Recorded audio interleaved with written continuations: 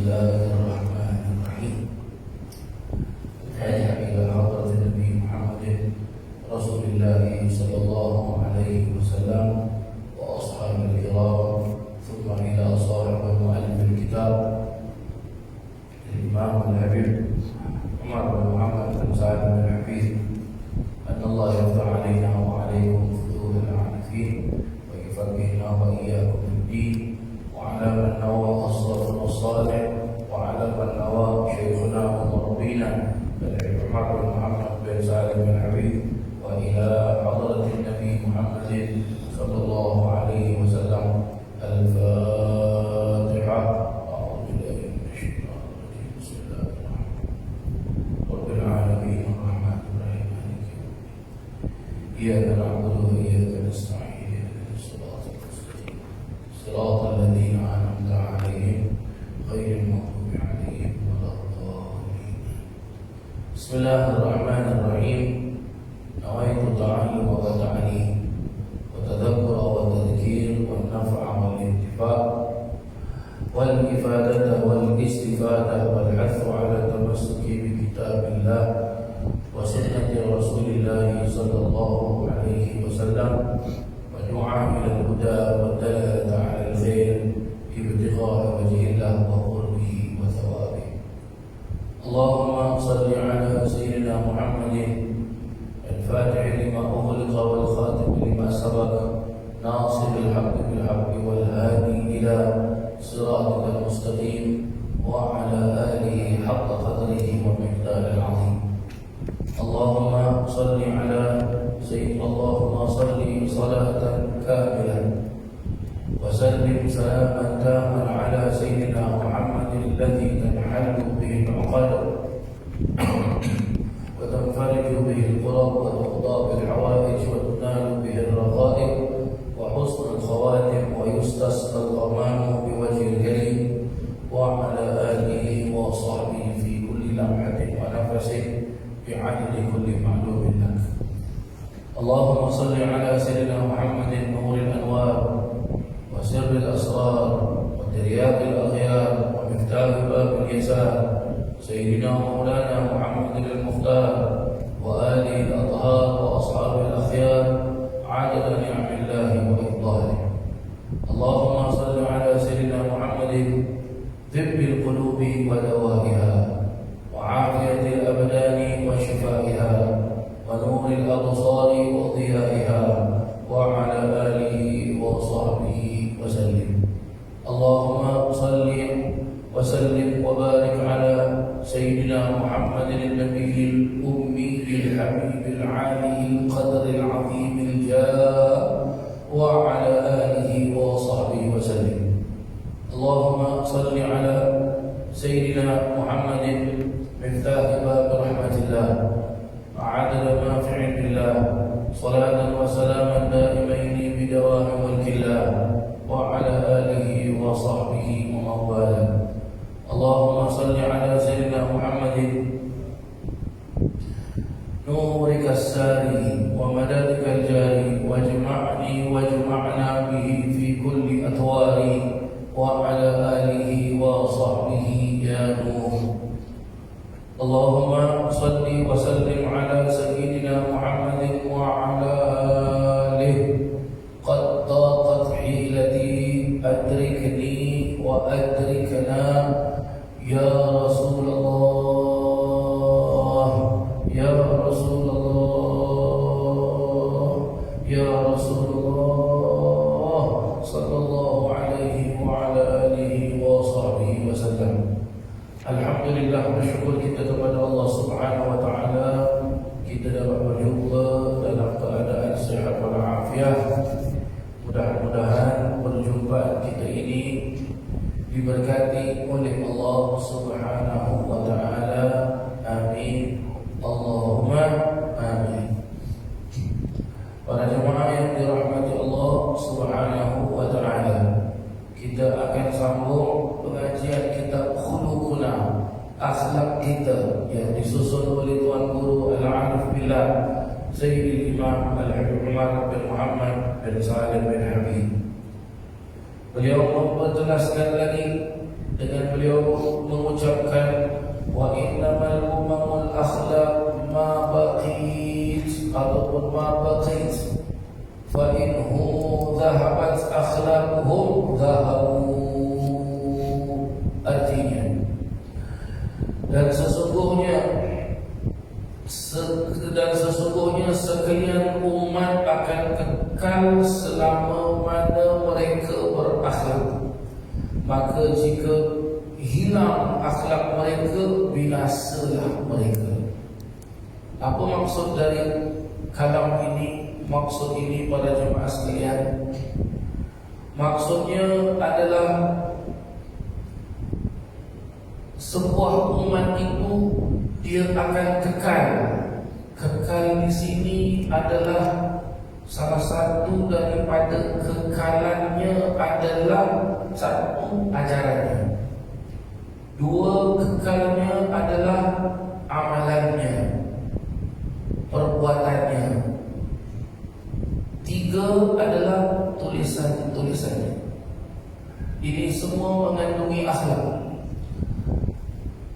Baik budi pekertinya akan dikenang dan diabadikan dan dijadikan contoh tauladan untuk umat selanjutnya.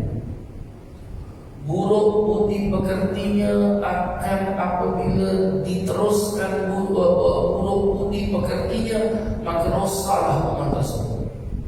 Maka di sini kita mengambil contoh yang baik-baik, contoh yang bagus-bagus. Salah satu daripadanya adalah akhlak baginda Nabi Muhammad SAW.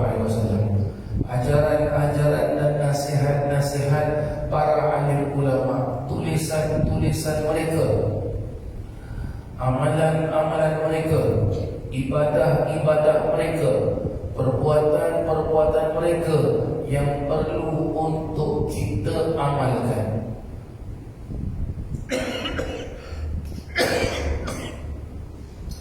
Salah satu contoh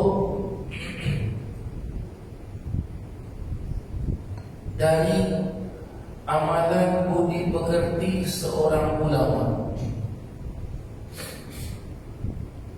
yang ada di negara kita, yang dia sudah pun meninggal lebih daripada 100 tahun. Tidak lain dan tidak bukan adalah seorang wali min awliyaillah yang ada di Palembang, Habib Nur Al-Habsyi. Diceritakan, saya tak jumpa Habib Nur. Ya, saya tak jumpa Habib Nur.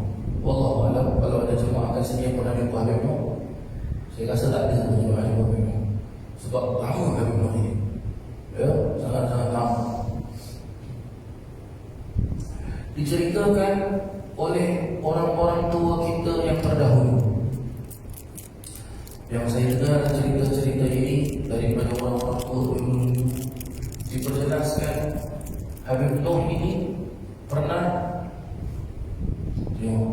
ini peninggalan Habib Nur yang perlu dikekalkan. Apa dia? Habib Nur ini pernah dijemput oleh orang untuk datang ke rumah nak menjamu Habib Nur makan. Maka Habib Nur datang.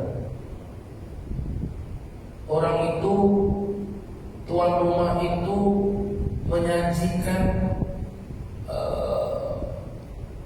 makanan yang pertama adalah kurma. Maka ramai orang ada di rumah tersebut. Maka Habib Nur ambil kurma, bagi-bagi dengan orang-orang yang datang. Maka sudah dibagi-bagi, kata Habib Nur, makan. Maka dia makan. Habis makan, Habib Nur tanya, ya, katakan saya bagi awak kurma, saya bagi awak kurma. Saya tanya, sedap tak? Awak jawab, sedap. Habib, sedap tak? Sedap. Lepas tu Habib Nur tanya, berapa biji awak makan? 10 biji. Awak makan berapa? 5 biji. Awak makan berapa? 20 biji. Sekarang bangun sembahyang sunat. Tadi awak makan berapa? 10 biji. Sembahyang sunat 10 rakaat. Awak tadi makan berapa? 5 biji. Sembahyang sunat 5 rakaat. Awak tadi makan berapa? 20 biji. Sembahyang sunat 20 rakaat. Awak tanya, kenapa kena sembahyang Habib? syukur pada Allah Ta'ala. Awak dapat makan kurma, rasa sedap, kerana sedap itu datang daripada Allah, maka sujud pada Allah Ta'ala. Ini akhlak pada maksudnya. Dapat apa-apa, syukur pada Allah Ta'ala, tanda terima kasih kepada Allah Subhanahu Wa Ta'ala. Itu maksud daripada apa yang Habib Umar jelaskan. Adapun umat ini, kata Habib Umar, akan kekal kalau mereka berakhlak. Kekal mereka berakhlak, salah satu daripada ajaran Habib Nuh. Habib Nuh suka selamatkan orang. Ini saya dengar daripada orang-orang tua dulu. Ada orang businessman, businessman orang kaya. Dia jumpa Habib Nuh. Habib minta doa. Ini kapal sekejap lagi nak berlayar, Habib. Saya ni orang businessman, jadi minta doa, mudah-mudahan perniagaan saya tambah maju, tambah bagus. Kata Habib Nuh, naikkan semua barang-barang dekat kapal. Engkau duduk sini dengan aku. Duduk dengan Habib Nuh, diajak berbual sama Habib Nuh, bercakap sampai kapal pun berlayar. Bila kapal dah berlayar, kata Habib Nuh, balik lah. Balik lah. Orang ni pun, mana kapal tadi pergi? Alamak, barang dagangan aku semua dekat kapal. Aku tak naik kapal, habis barang aku semua kena rompak nanti. Dia pergi jumpa Habib Nuh. Ente tak ada guna punya orang. Oi, barang Nuh, barang. Saya datang minta doa sama Habib. Tengok sekarang kapal sudah berlayar, barang saya sudah naik dalam kapal, saya tak ikut kapal, habis semua bisnes saya. Habib Nuh tak marah, Habib Nuh senyum saja. Ini pun akhlak. Akhlak bagaimana? Habib Nuh ikut akhlak datuknya Rasulullah SAW. Orang buat tak baik, dia tak balas dengan tak baik, dia balas dengan senyum. Tahu-tahu lepas 2-3 hari dapat kabar berita kapal meletup, tenggelam. Orang ini datang mari jumpa Habib Nuh. Habib, sorry, minta maaf banyak-banyak Habib. Semalam saya marah-marah sama Habib. So, Alhamdulillah Habib panggil saya duduk sebelah Habib, cakap, cerita. Kapal pun berlayar, akhirnya kapal karam meletup, tenggelam, nyawa saya selamat Habib. Kata Habib, nah itulah dia. Tengok kapal ada kalanya akhlak ini dapat kita lihat dengan mata kasar. Ada akhlak tak dapat dibaca. Ada akhlak perlu terjadi satu peristiwa barulah tak ketuk. Selalu kita sebut bila terkena itu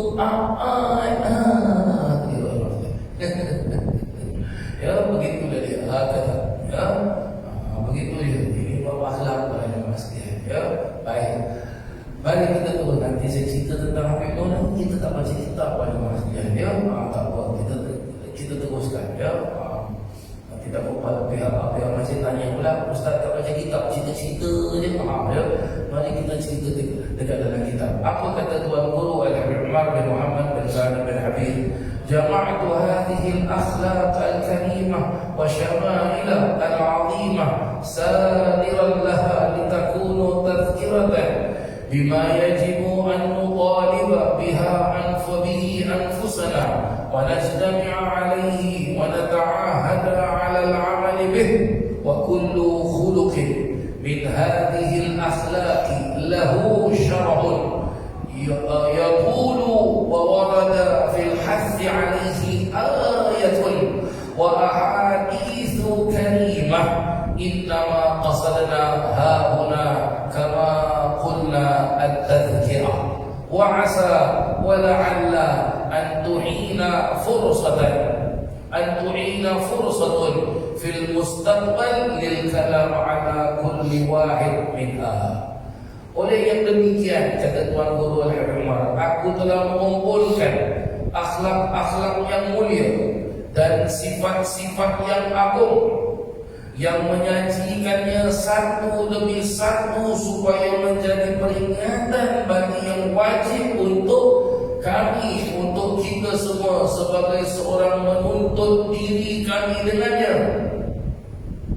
Habib Umar memperjelaskan, dia mengumpulkan di dalam kitab kecilnya ini beberapa akhlak-akhlak baginda Nabi Muhammad SAW dan sifat-sifat Nabi Muhammad SAW yang mulia, yang agung. Setiap satu benda yang penting diperhatikan oleh Habib Umar untuk umat zaman sekarang ini, maka satu demi satu dimasukkan, yang mana akhlak tersebut, sifat tersebut, cerita tersebut, kisah tersebut akan menjadi dan menjadi wajib untuk diri kita yang hidup dekat dunia ini, untuk kita membimbing diri kita, menuntut diri kita untuk sampai kepada akhlak dan sifat Nabi yang mulia, agar dapat kita serapi, dapat kita amalkan, dapat kita jadikan darah daging di dalam diri kita.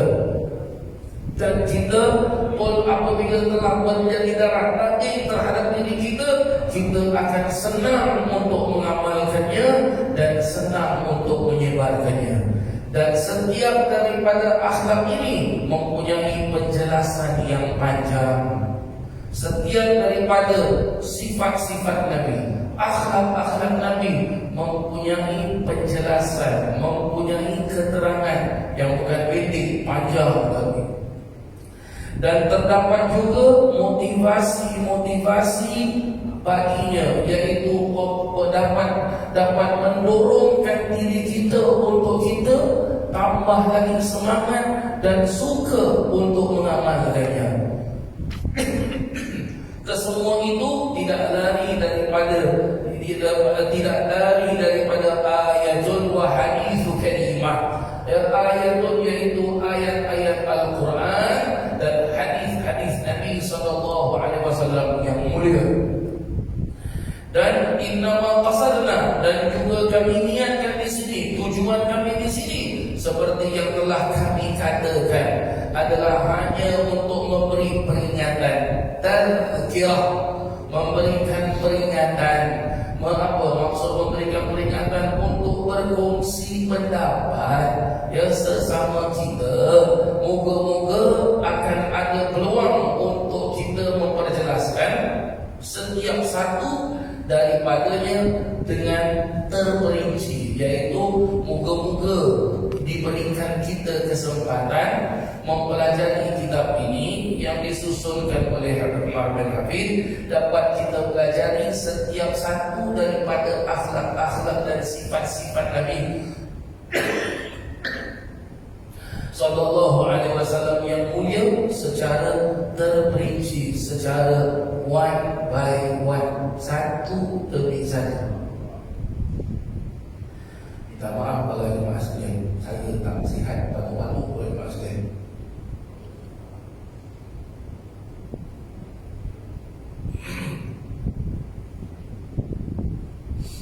Tapi saya ini akan datang.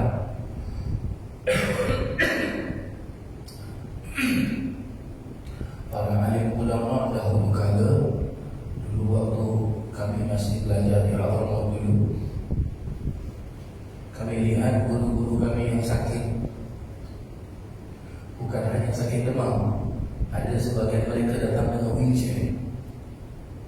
Itu masih datang mengajar. Ada sebagian mereka sakit, dia tak nampakkan yang diri dia sakit, tapi dia datang mengajar. Dijelaskan apa?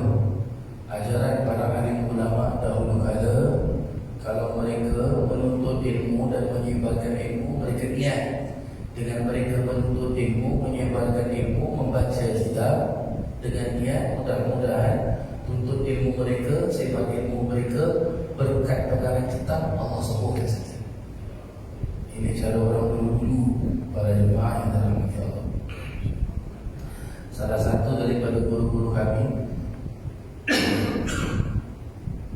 yang kami sendiri malu dengan beliau, Mufti Kota Tarim, abang kepada Habib Umar bin Hafid, yang meninggal dalam jemaah sekalian. Al-Habib Mashkur bin Hafid radhiyallahu anhu. Alimnya beliau itu, Allahu Akbar. Salah satu yang saya lihat dengan mata kepala saya sendiri, alimnya beliau. Waktu kita belajar ilmu falak ni ilmu bintang. Ya, kalau bintang ni timbul, nanti bulan kita jadi begini. Dia ajak kita naik gunung. Dia bilang bawa dapur, bawa teh, bawa kopi, bawa air, bawa gula. Jadi dah sampai kat atas gunung, kita bentang tikar, masak air. Kita buat teh, kita buat kopi. Sambil minum teh, sambil minum kopi. Dia bilang apa? Tutup kitab semua, pegang pad, buka buku. Dia tunjuk ini je. Korang nampak tak bintang yang kecil tu, yang kelip-kelip tu? Sebelah dia bintang besar kan? Bintang ni kalau dia timbul, nanti bulan depan dia begini, yang ini begini, yang ini begini, yang ini begini, yang ini begini, yang ini begini. Lepas tu dia bilang bintang tu jarak dia dengan bulan sekian juta, yang ini dengan bumi sekian begini, yang ini begini, yang ini begini, yang ini begini. Kita nak tulis tercengang, terdengar tu. Dah habis dia tengok kita semua. Apa orang tengok aku? Tak boleh tulis ke? Tak tahu macam mana nak tulis Habib. Kita pun tanya, Habib, ini ilmu macam mana ni Habib? Habib dapat ilmu ni lamuni ke ataupun ilmu dalam kitab? Tak ada. Ini dalam kitab. Allahu Akbar. Tajamnya ilmu beliau. Dia duduk dekat bawah pokok, sana tengok daun. Ini daun, minggu depan pukul 2 pagi gugur. Kita tanya, Habib, ini ilmu wali ke? Tak ada ilmu wali. Ini dalam kitab. Akhlak dia dengan anak murid para jemaah sekalian. Akhlak dia dengan anak murid. Bagaimana para jemaah sekalian? Pernah satu ketika kereta beliau mogok, rosak, jadi tak boleh jalan. Beliau jadi imam zuhur di Masjid Jami' Karim. Ya, dari Masjid Jami' Karim nak ke sekolah Darul Mustafa, tempat kita belajar. Negeri Arab faham sudah pada jemaah sekalian. Kalau zuhur tu mataharinya terik, panas.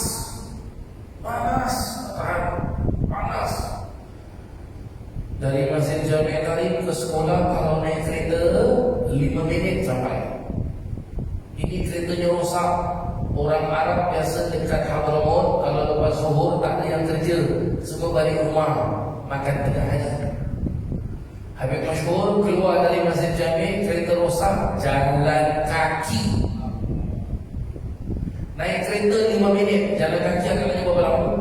Jalan kaki sampailah ke Darul Mustafa. Masuk ke sekolah, kita semua dah tunggu.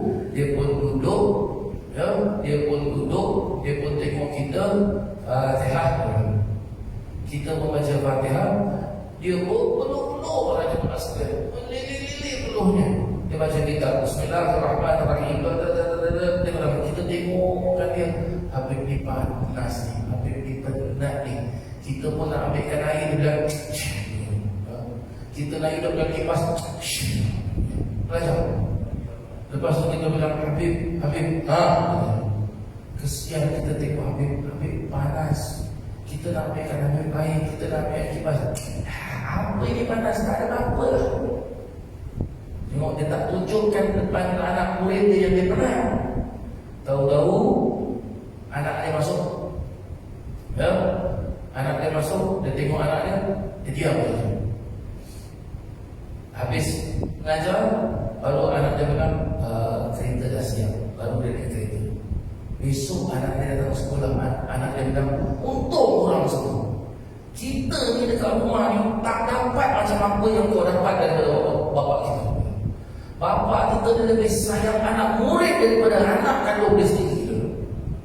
Tahu tak korang, semalam bapak aku keluar dari Masjid Jami' Karim tu, kereta rosak, jalan kaki sampai sini. Kita bilang tak apa, kita ambil kereta lagi satu.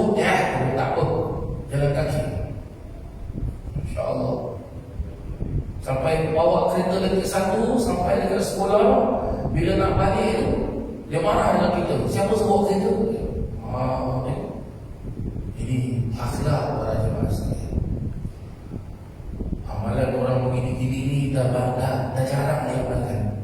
Dah jarang diamalkan. Ya, dah jarang sangat diamalkan. Macam ulama dekat negeri kita juga.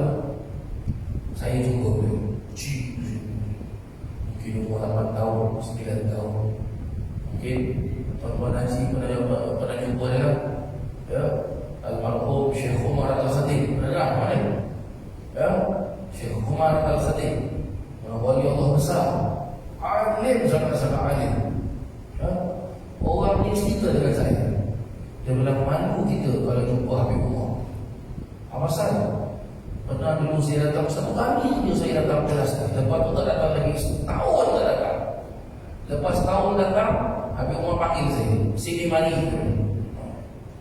Sebab dia orang Hadramut, beranak kat Hadramut, tinggal kat Singapura. Jadi cakap Melayu tongkang kembali. Kita panggil mari sini, dia panggil sini mari. Ya? Kita panggil siapa nama, dia panggil nama siapa. Biasa dah kan? Dia panggil sini mari. Dia bilang, engkau sini datang dulu pakai baju macam gini, pukul jam pukul begini, duduk sini. Lepas tu 1 tahun tak ada datang. Apa pasal? Tengok dia punya kacau.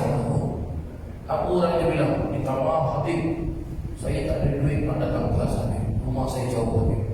Ini ambil duit. Ya, hari-hari mau datang. Habis duit cakap lagi, saya kasih lagi. Ini macam punya ulama ni tak jumpa. Tak jumpa. Imam Al-Ghazali rahimahullah ta'ala memperjelaskan ciri-ciri untuk orang menuntut ilmu itu ada 3 macam. Satu, menuntut ilmu kerana Allah, kerana Rasulullah, bukan kerana dunia, bukan kerana pangkat, bukan kerana apa-apa. Tak ada apa-apa, kerana Allah. Lagi satu, ciri-ciri orang menuntut dunia. Ini aku belajar dengan ustaz ni sekarang kitabnya. Habis belajar dengan ustaz ni, aku pun dah boleh mengajar macam ustaz ni, aku pun alim macam ustaz ni. Ciri-ciri nombor 3 orang menuntut ilmu. Aku belajar dengan ustaz ni, habis aku khatam, aku belajar ustaz ni, aku pun baca kitab dia macam ustaz ni juga. Lepas tu orang mesti ramai datang jumpa aku. Lepas tu orang salam-salam aku, confirm aku dapat salam-salam, mesti dapat envelope, mesti dapat salam. Kita bilang salam keruk pada Muslim. Confirm aku kaya. Imam Ghazali kira-kira 3 macam orang menuntut ilmu. Kata Imam Ghazali, macam yang pertama tu yang berjaya. Macam yang kedua itu bakal mati su'ul khatimah. Macam yang ketiga, kalau ada ustaz ulama macam ni, kata Imam Ghazali, jangan belajar sama dia. Sebab niat dia tak betul, ilmu dia tak betul. Dan inilah dia ulama yang disebut dengan ulama su. Apa su? Bahasa Arab su, ulama jahat. Dan macam yang nombor 2, macam yang nombor 3, ini mati su'ul khatimah. Apa mati su'ul khatimah pada jemaah sekalian? Mati dalam keadaan yang tidak diridhai oleh Allah Ta'ala. Macam mana mati diridhai oleh Allah Ta'ala? Salah satu mati diridhai oleh Allah Ta'ala adalah mati dengan kalimat la ilaha illallah. Mati dalam keadaan diridhai yaitu husnul khatimah. Mati dalam keadaan diridhai ataupun mati dalam keadaan di jalan Allah Subhanahu wa taala. Contoh jalan Allah bagaimana? Awak tengah sembahyang, sujud, orang lain bangun, awak tak bangun. Tak bangun. Mati awak dalam sujud.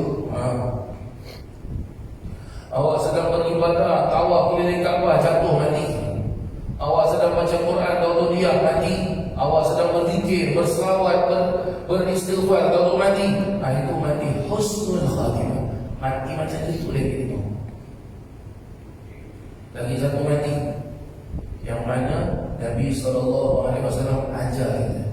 Para alim ulama jelaskan, awak kalau berada di tanah Makkah, berada di tanah Madinah, sunnah doa pada Allah Ta'ala, mati kena buka Makkah, mati kena dekat Madinah. Sebab orang yang mati di tanah haram, kelak di yaumil mahsyar apabila Allah panggil, dia akan bangkit bersama Nabi Muhammad SAW. Lagi satu, kita diajarkan oleh Nabi SAW. Para alim ulama pun mengajar kita, disuruh kita doa pada Allah Ta'ala, minta mati pada hari Khamis malam Jumaat ataupun Jumaat Haji. Ini dua hari para jemaah sekalian, Khamis malam Jumaat ataupun hari Jumaat Haji. Sebab mati yang dua hari ini dijelaskan tidak ada azab kubur, tak ada siksa kubur. Malaikat bukan dia tak ada datang, mau buka tak ada. Ya? Saya tanya dengan orang-orang yang ada buka company orang mati, kasih company ya.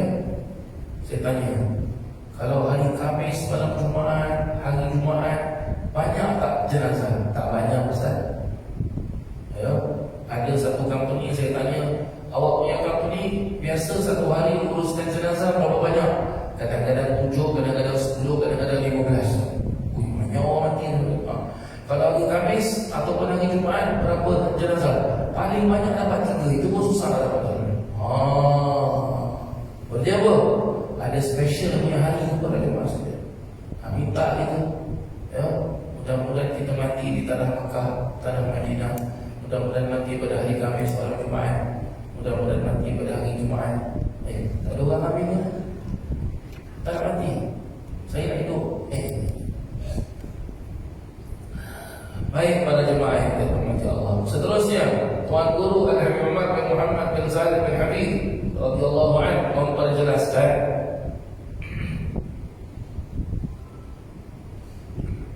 beliau memperjelaskan, wal muslimun al-an ahwaju ma yakununa ba'da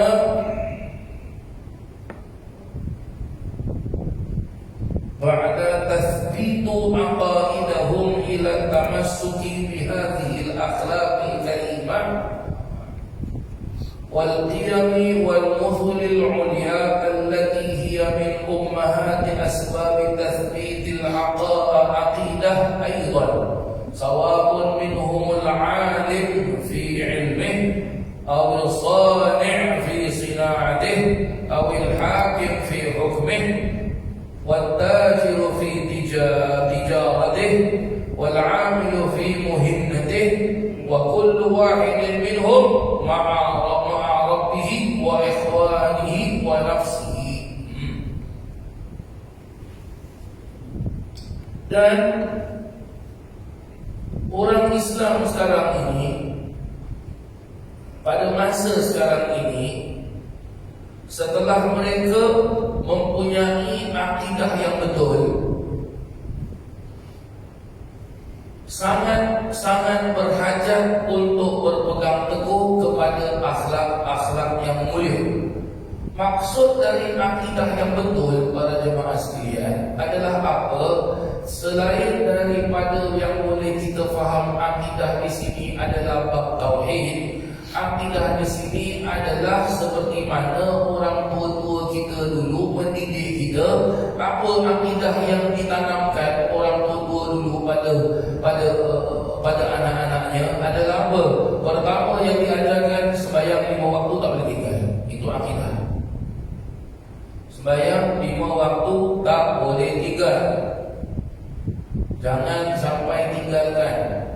Tak mau lambat-lambat. Usaha solat 5 waktu ini, usaha di awal waktu dengan berjemaah. Usaha sekuat mungkin. Mereka akan berhajat kepada berpegang teguh dengan akhlak. Berarti apa? Orang itu kalau sudah mempunyai hubungan yang kuat dengan Allah, maka dia akan membina, mencari jalan hubungan dengan manusia. Hubungan dengan manusia mesti ada akhlak yang betul, yang mulia, dengan nilai-nilai yang tinggi, yang mana ini merupakan sebab utama dalam penetapan akidah. Hubungan setelah dia jaga ibadah sembahyang dia perlu jaga hubungan dia dengan Allah. Hubungan dia, kalau dia dapat jaga hubungan dia dengan Allah, maka dia akan dapat jaga hubungan dia dengan manusia. Tidak kira sama ada mereka itu orang alim di dalam bidangnya. Dia orang alim, maksud orang alim di sini orang yang berilmu. Dia tahu. Dia kalau doktor, berarti dia alim dari segi ilmu doktor. Dia kalau pandai masak, berarti dia alim dari segi ilmu masak. Dia kalau pandai Quran, berarti dia pandai dari segi ilmu Quran. Dia kalau pandai ilmu fiqh, berarti dia alim dari segi ilmu fiqh. Itu dia maksudnya orang alim. Atau seorang pencipta di dalam perindustriannya. Seorang pencipta di dalam perindustriannya. Pencipta itu bagaimana? Mungkin dia ada bisnes, mungkin dia ada suatu benda organisation yang dia buat, maka dia perlu ada akhlak untuk membentuk organisation dia. Ataupun diperjelaskan adalah seorang peniaga di dalam perniagaannya. Ya. Seorang hakim di dalam penghukumannya. Hakim di sini boleh diartikan hakim adalah apa? Ya, hakim, judge. Lagi satu, hakim dijelaskan apa? Dia memiliki pangkat dan dia seorang pemerintah. Berarti dia mungkin raja, dia mungkin presiden, dia mungkin perdana menteri. Maka dia perlu ada akhlak. Akhlak raja itu bagaimana? Akhlak presiden itu bagaimana? Akhlak perdana menteri bagaimana? Seperti minggu lepas yang saya cuit sedikit, akhlak seorang imam bagaimana? Akhlak seorang imam tak boleh show sendiri. Kalau dia jadi hakim pun, dia tak boleh meletakkan hukuman sesuka hati. Perlu lihat dengan ada bukti-bukti yang nyata, yang telah ditunjukkan begini. Maka kalau sudah ada bukti yang nyata, maka kalau dia salah, walaupun itu siapa sekalipun, kalau salah, maka salah hukumnya. Walaupun dia siapa sekalipun, kalau tidak salah, maka tidak salah. Begitu dia. Tak boleh dia berat sebelah. Oh, ini kawan aku lah, tak apalah.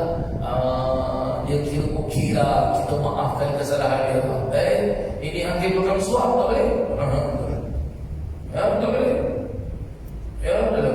Ini memang jahat ini. Tapi buktinya dia tak jahat. Tak apalah, kita jahatkan dia. Dah penjara 10 tahun. Tak boleh. Itu dia. Kena jadi hakim yang adil. Itu dia. Ya. Dan juga kalau dia seorang peniaga, dia mesti ada akhlak di dalam perniagaannya. Bagaimana ada akhlak di dalam perniagaannya? Ya, akhlak perniagaannya, katakanlah dia jual ikan. Bang, ini ikan bagus, fresh ni, baru dapat dari pagi pada semalam. Boleh. Tipu? Tipu? Tak boleh. Ya, boleh. Bang, apa pasal mahal sekarang harga ni bang? Malah seorang-orang semua yang ada, kita dah tahu untuk sikit saja. Dia beli satu boni, dia jual satu biji. Untung sikit banyak. Dapat jual 3 biji, dapat beli satu boni. Banyak sikit untung. Banyak, apa boleh sikit untung. Ya. Lalu kita bilang apa? Ada orang berniaga, Ustaz, kalau rugi dia cakap, untung dia senyap.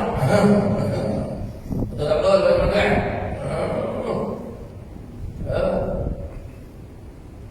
Rasulullah itu ahli perniagaan. Rasulullah berniaga. Bila Rasulullah kahwin dengan Sayyidatina Khadijah, mana pasal itu? Sekarang dah tak ada. Sekarang dah tak ada oleh Rasulullah. Ya. Awak kalau pergi Mekah, ya, rumah Sayyidatina Khadijah yang sekarang ni dah jadi toilet, rumah Nabi SAW yang sekarang ni jadi library, yang depan itu tanah kosong, ya, yang berdekatan dengan tempat sa'i antara Safa dengan Marwah. Yang belakang dia itu adalah Jabal Abi Qubais, yang mana disitulah terjadi beberapa mukjizat Nabi SAW. Salah satu daripadanya Nabi belah bulan dengan telunjuk tangan Nabi, bulan masuk, separuh bulan masuk ke lengan tangan bagi kanan bagi Nabi dan keluar dengan tangan kiri dan jantung balik, dan bulan itu mengucapkan asyhadu an la ilaha illallah wa anna Muhammadar Rasulullah. Ya, kawasan Muqassam. Di situ adalah Rasulullah berniaga. Rasulullah menjaga amanah Rasulullah. Perniagaan dia bagaimana? Ya, dia sendiri bilang, saya beli barang dia begini, saya jual dengan awak begini. Ya, untungnya saya dapat begini. Ya, nanti lepas tu orang kalau beli minta tambah sikit, boleh lah ambil lah, tak apa. Ini cara Rasulullah berniaga. Ini cara Rasulullah berniaga. Tak macam zaman sekarang. Barang mahal, untung sikit. Dia beli 1 goni, dia jual 1 biji, dapat jual 3-4 biji, dapat untung 1 goni.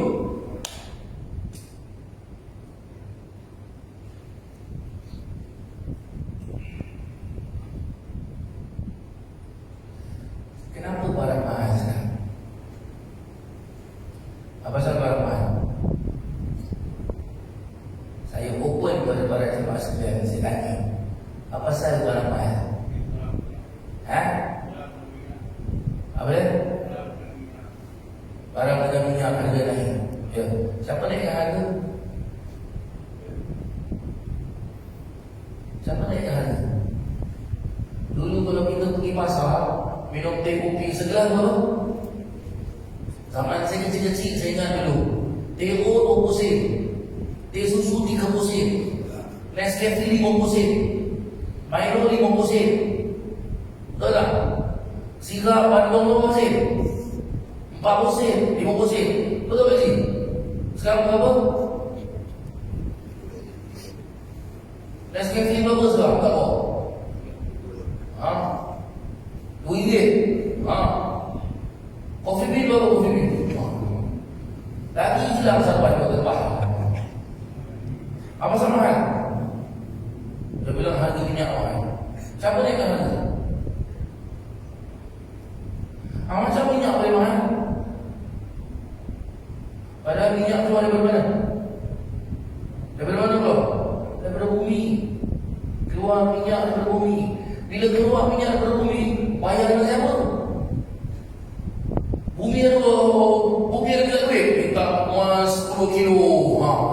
Ada? Tak ada pun. Manusia yang naik harga berat. Lepas tu mahal. Tu dia. Ya, tu dia. Orang tadi, Ustaz, tahu ni haji mahal, Ustaz. 20,000, Ustaz. Ada dah buka 25,000, Ustaz. Mahal ya, Ustaz. Saya bilang murah. Murah. Macam mana Ustaz boleh bilang murah? Siapa naikkan harga? Harga kapal terbang siapa naikkan? Harga hotel siapa naikkan? Macam harga kapal terbang dari dulu 1,001 naik sampai 1,800, 2,000 mana dah?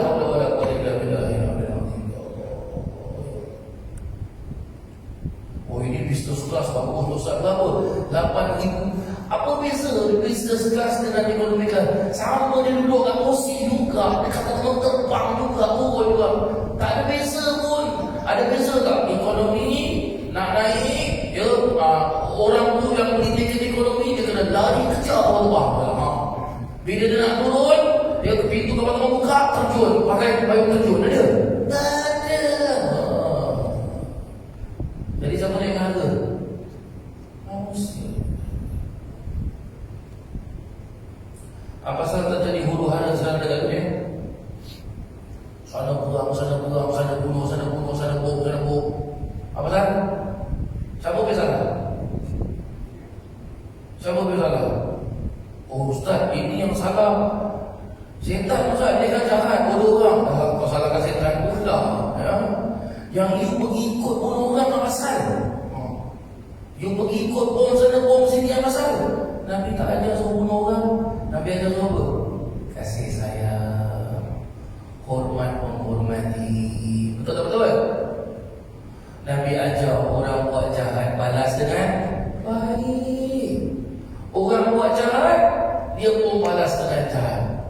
Akhirnya dia mati ke dalam lagu lori Ustaz. Puas hati saya. Gara-gara dia kata Ustaz, saya keluar daripada Masjid Hajjah Fatimah kaki ayam. Kali dia kena lagu kunung dah kira Ustaz. Best Ustaz. La hawla wa la quwwata illa billah. Hamai masjid sebayang keluar masjid slipper hilang sumpah sekarang orang. Puas hati. Aduh Allah. Mudah-mudahan tak hilang slipper saya. Sian saya kalau balik kaki ayam. Dalam mak tak ada, bapak tak ada. Yang di piano kau.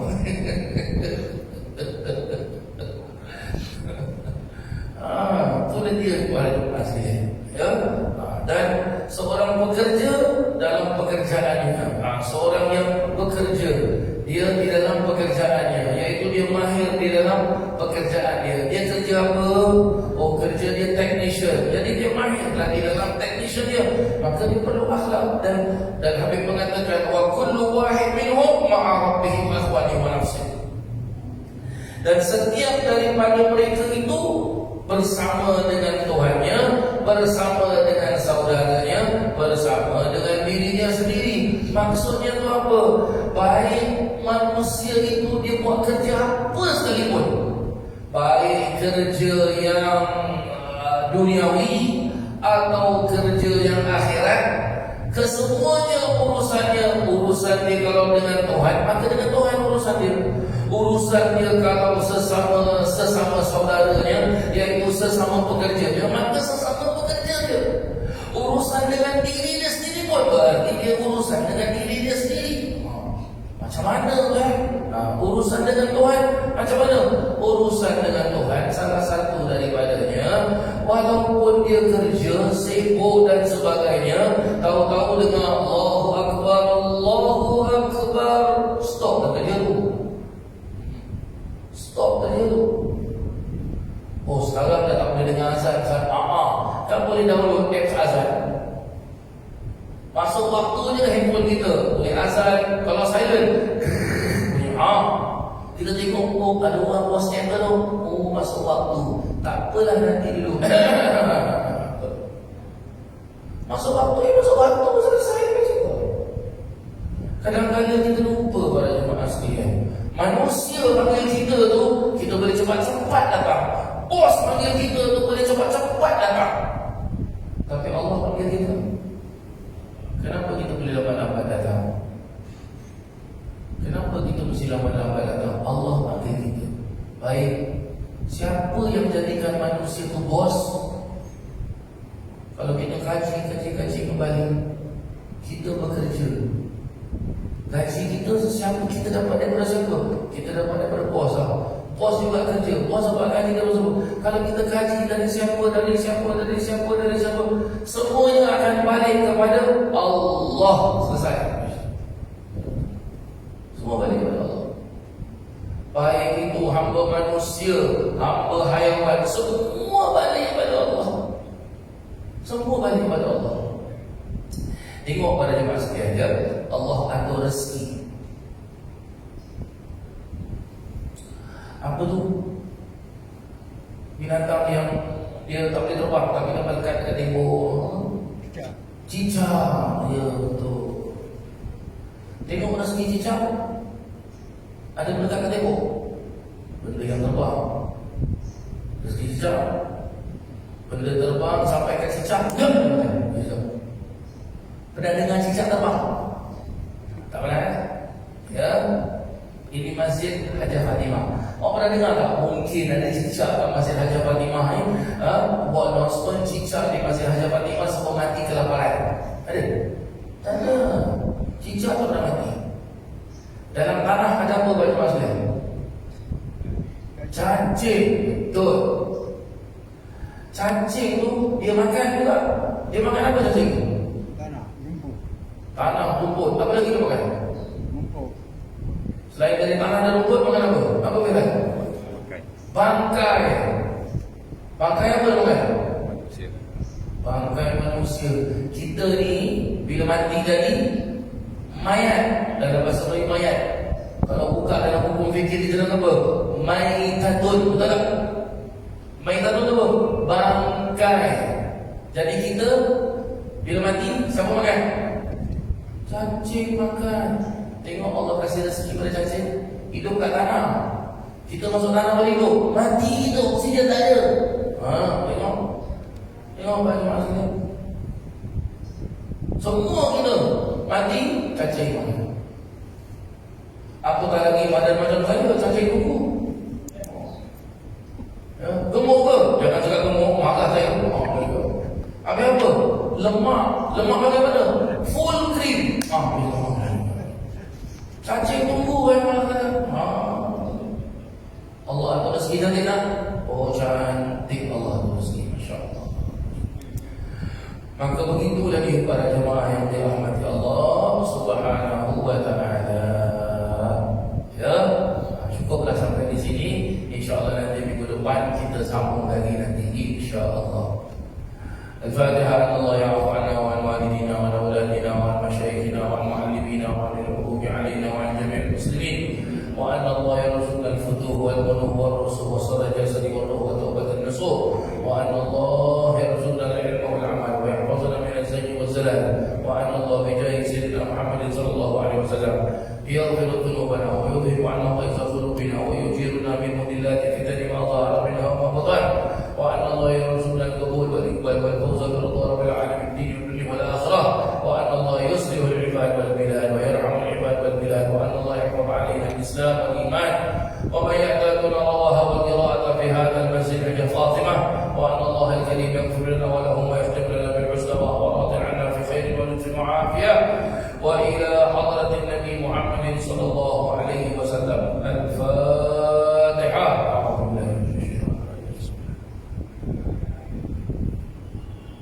ربنا آتنا في الدنيا حسنة وفي الآخرة حسنة وقنا عذاب النار وصلى الله على سيدنا محمد وعلى آله وصحبه وسلم والحمد لله رب